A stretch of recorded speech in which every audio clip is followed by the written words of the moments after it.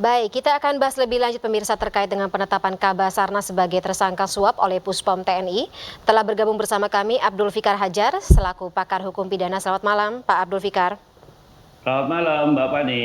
Baik, terkait dengan ya sudah memang dari Puspom TNI dan juga dari pimpinan KPK sudah melaksanakan sebuah konferensi pers dan saling berjanji untuk bekerja sama ke depannya begitu. Tapi kita masih belum tahu apakah memang yang bersangkutan ini baik Henry Alfiandi maupun juga ABC akan atau persidangannya akan dilaksanakan secara militer atau hukum. Tapi bisa tidak berjalan berbarengan, Pak Abdul Fikar? Ya, apa namanya?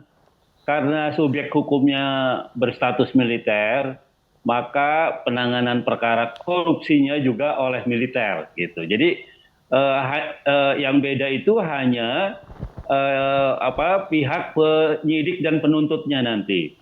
Ya, kalau tindak pidana pada masyarakat atau pada orang yang tidak berstatus militer itu dilakukan oleh KPK, ya. Tetapi karena berstatus militer, Undang-Undang Peradilan Militer itu, maka yang punya kewenangan untuk menyidik atau menuntut itu adalah penyidik militer atau auditor militer nantinya, gitu. Jadi arenanya tetap sama di Ranah korupsi. pengadilan tipikor, ya. Tetapi pihak yang menuntutnya karena status orangnya masih sebagai militer aktif, maka yang menuntut adalah yang menyidik adalah polisi militer atau penyidik militer, yang menuntut adalah auditor militer atau penuntut yang militer. Nah, tetapi persidangannya tetap persidangan di tipikor, begitu. Tipikor. Ya. Baik, Pak Abdul Fikar, tapi ini sudah sesuai dengan undang-undangnya kah begitu? Mengingat kan Basarnas ini merupakan lembaga sipil, institusi sipil. Ya, betul. Bahwa korupsinya di lembaga sipil, di organisasi sipil, di institusi sipil, iya gitu. Ya. Tetapi yang melakukannya adalah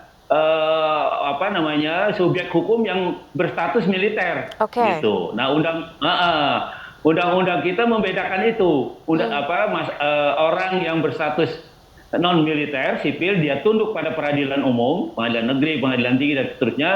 Nah, orang yang berstatus militer, khusus orang yang berstatus militer, maka dia tunduk pada peradilan militer, gitu. Nah, karena itu penyidiknya adalah polisi militer dan penuntutnya nanti auditor militer, gitu ya. Tapi tetap ya arenanya tetap di pengadilan tipikor, gitu. Artinya karena yang dituntutnya adalah dituntut korupsi, begitu, Mbak. Oke, jadi kita bicara mengenai atau mendasarkan proses hukum ini pada subjek hukumnya atau latar belakang dari subjek hukumnya, instead of kasusnya terjadi di mana dan kasus korupsi tersebut mengakar atau mengarah ke institusi apa begitu ya, Pak Abdul Fikar? Betul. Oke. Betul. Nah, baik. Yang bersangkutan ini kan juga ditahan di instalasi militer ya, Pak Abdul Fikar begitu. Dan untuk persidangan selanjutnya, kemudian juga penetapan tersangka dan juga sebagai terdakwa, kemudian statusnya nanti begitu ketika sudah diputus, misalnya bersalah dalam persidangan militer, apa saja sanksi yang bisa dijatuhkan?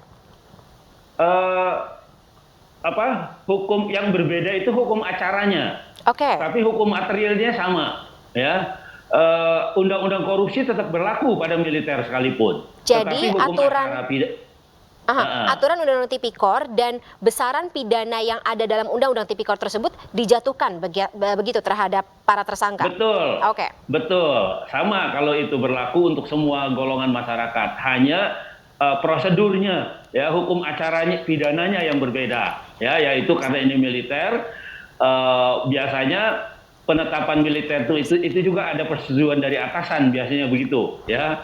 Karena militer itu kan selalu komando, ya, ada komando dan akan diajukan meskipun umpamanya nanti diajukan juga di peradilan militer, tapi saya yakin akan ada gabungan antara tipikor dengan peradilan militer, gitu. Karena peradilan sipil sekalipun dia ketika perkaranya adalah perkara korupsi, dia diserahkan kepada pengadilan tipikor, gitu ya.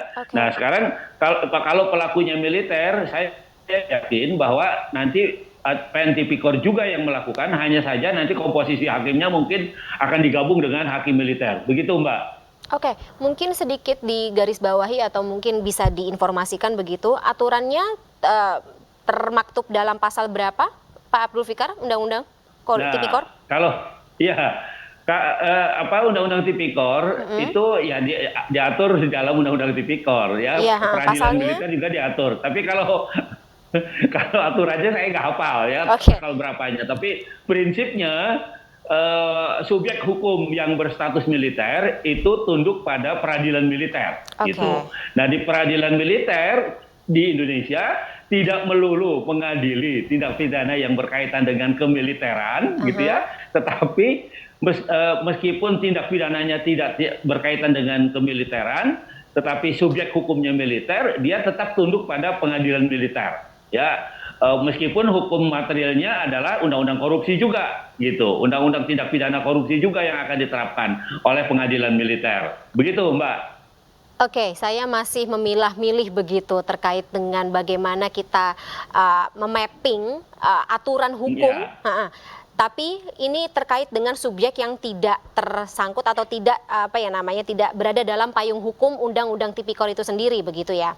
Atau sipil, ketika kita mengingat Undang-Undang Tipikor ini kan mengikat KUHAP-nya yang berbeda tuh KUHAP-nya. KUHAP-nya Hukum berbeda. acara pidananya yang berbeda. Oke, baik Pak Abdul Fikar. Cukup jelas begitu. Terima kasih sebelumnya atas penjelasannya dan waktunya dalam iNews Prime malam hari ini. Terima kasih sekali lagi. Selamat malam, sampai jumpa.